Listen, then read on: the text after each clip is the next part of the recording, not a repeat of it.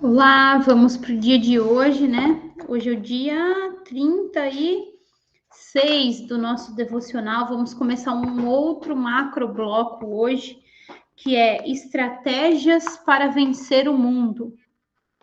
Vamos lá.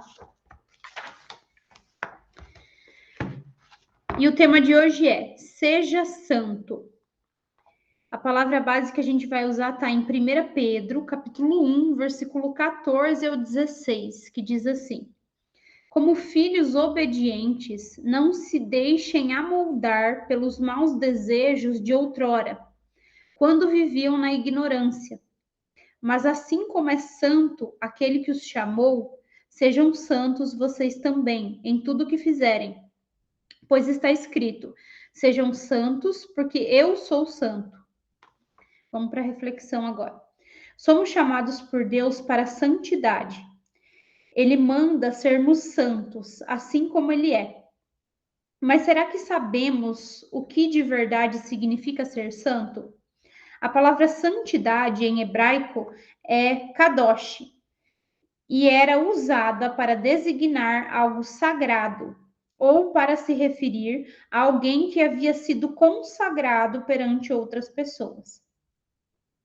Quando reconhecemos Jesus como Senhor e Salvador de nossa vida, estamos tomando uma decisão de segui-lo como modelo de homem que veio à Terra e nos deixou a direção de como devemos viver neste mundo. Ele pediu que nos tornássemos seus imitadores, imitadores da sua generosidade, do seu amor ao próximo, do seu temor, da sua obediência a Deus e de todas as virtudes do seu caráter. Jesus nos ensinou, com sua vida, o caminho para a santidade. Esse chamado para a santidade precisa ser entendido por nós como um selo de qualificação que é colocado sobre a nossa vida quando vivemos um processo de mudança e transformação. Quando deixamos de ser apenas criatura de Deus para nos tornarmos seus filhos amados. Quando isso acontece, recebemos um selo de santo, que significa que somos chamados para sermos separados do mundo e de seus comportamentos. Carregamos em nós uma marca, o selo, que diz a quem eu pertenço. Veja que Pedro, em sua carta, nos manda sermos filhos obedientes de Deus, não nos comportando como antigamente, antes de conhecermos a verdade, que é o nosso modelo de vida, Jesus. Ele deixa bem claro que não devemos nos amoldar aos nossos desejos de antes. Acho incrível essa maneira clara e direta que Pedro nos exorta sobre como era a nossa vida antes de Jesus.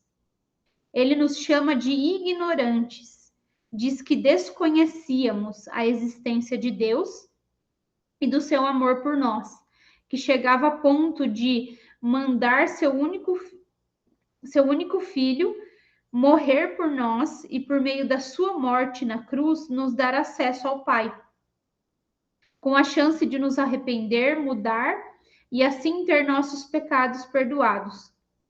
Ele deixa o Espírito Santo como uma espécie de bússola ou radar, guiando nossos comportamentos e nos dando discernimento do que é certo e do que é errado. Também deixa em sua palavra, a Bíblia, todos os ensinamentos de como devemos agir como filhos e imitadores de Cristo. E dessa maneira, não somos mais ignorantes da verdade, tendo um modelo a ser seguido. É não nos rendendo ao modelo de comportamento do mundo que nos tornamos santos, pessoas separadas para um propósito, consagradas para uma missão. Quero chamar sua atenção também para o detalhe de que ser santo significa ser separado e consagrado perante aos outros. Isso significa que eu tenho a responsabilidade diante de todas as pessoas que sabem que eu sou de Deus, de ter uma vida congruente com essa bandeira, minhas palavras, meus comportamentos, meus pensamentos, tudo que eu vier a fazer precisa manifestar claramente quem é o meu Senhor e o meu Pai. Você certamente tem características físicas e comportamentais do seu pai biológico.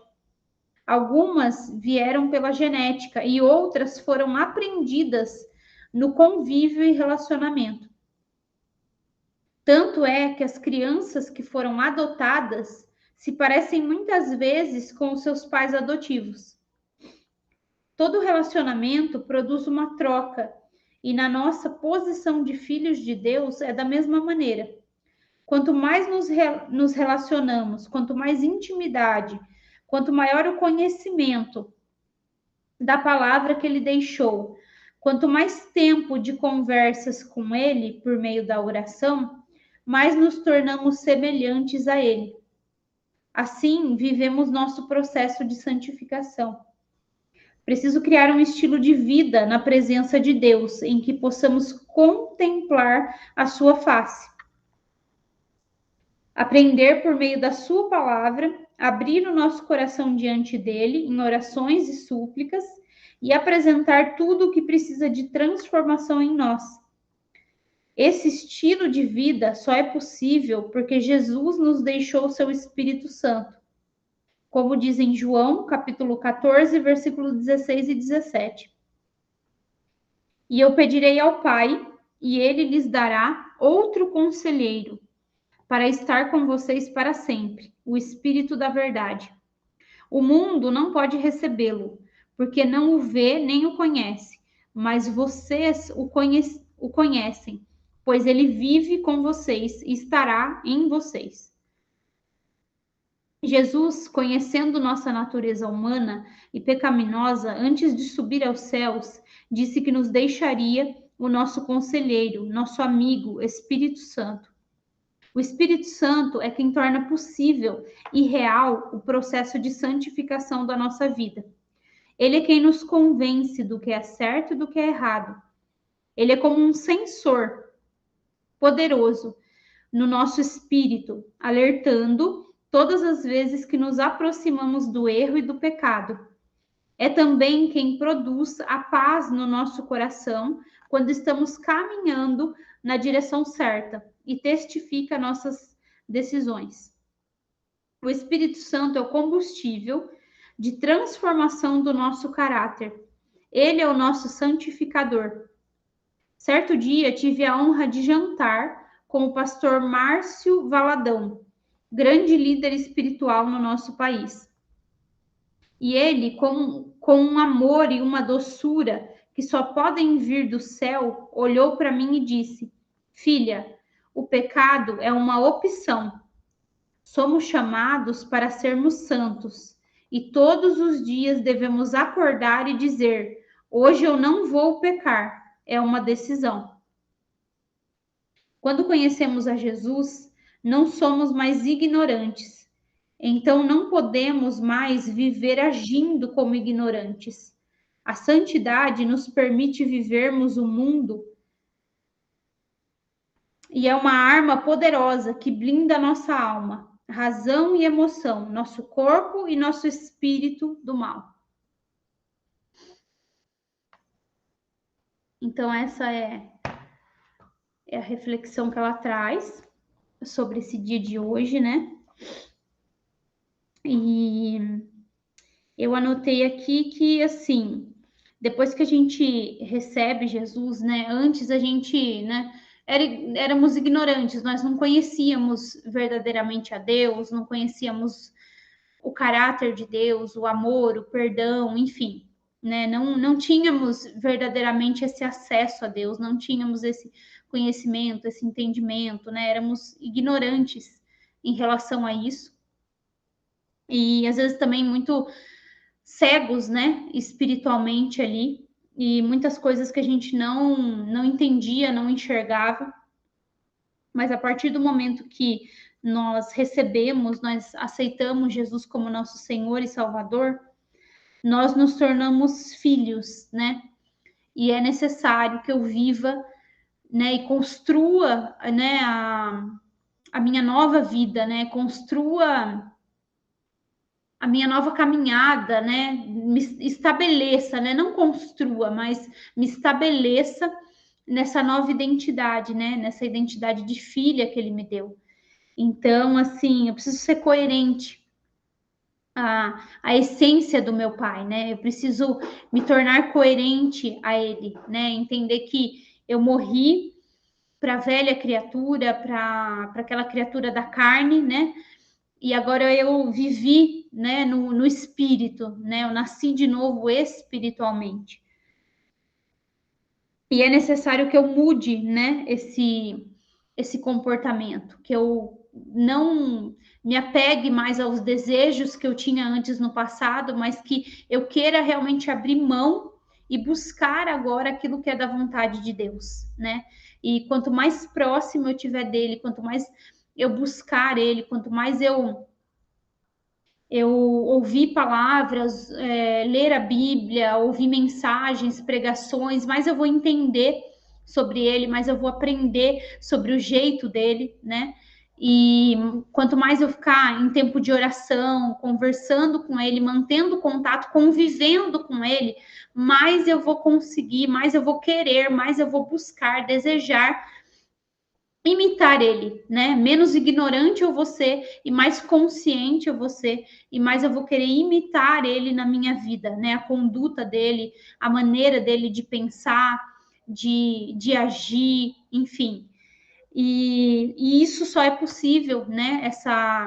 Realmente essa mudança de comportamento, ela só é possível por meio do Espírito Santo, né? Porque nós, na nossa própria essência, nós somos fracos e pecadores, né? Nós queremos aquilo que é contrário à vontade de Deus, né? Igual o apóstolo Paulo fala numa passagem que ele diz que assim, que o bem que eu quero fazer, esse eu não faço, mas o mal que eu não quero, esse eu acabo cometendo. E ele fala ali que é uma guerra entre a carne e o espírito, mas a qual ele não se rende, né, nessa guerra. Então a gente vai ter sempre o lado da carne, né, que são esses maus desejos de outrora, que ele fala aqui nesse versículo que ele cita.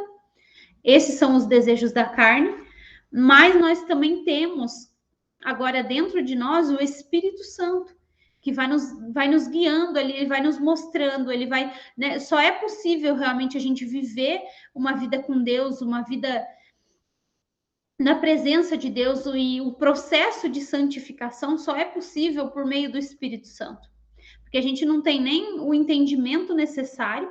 O entendimento é o Espírito Santo que traz, é ele que traz o arrependimento no nosso coração, é ele que traz a consciência, é ele que faz a gente entender a palavra, a vontade de Deus, é ele que nos revela, né, as coisas de Deus, e é ele também que nos fortalece para que a gente tenha os novos comportamentos de acordo com a vontade de Deus, né? Então, o Espírito de Deus é ele que nos fortalece, é ele que nos prepara, é ele que nos ajuda, é ele que desenvolve dentro de nós, a partir do momento que nós temos realmente o desejo de obedecer a Deus, ele vem e torna isso possível, né? Ele traz a força que a gente não tem para vencer o pecado, e ele vai desenvolvendo ali os frutos, as características dele dentro da nossa vida, e vai nos transformando, nos moldando, nos modelando.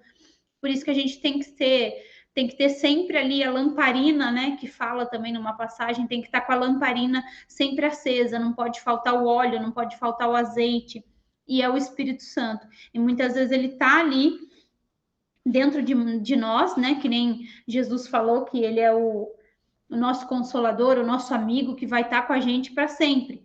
Então ele está ali. Só que o que a gente faz? Quando a gente começa a alimentar a carne, quando a gente não começa a fazer a pecar, escolher pela vontade da carne, alimentar a carne, ele pode ir se enfraquecendo, né? Ele pode ir aos poucos ali apagando aquela chama, sabe?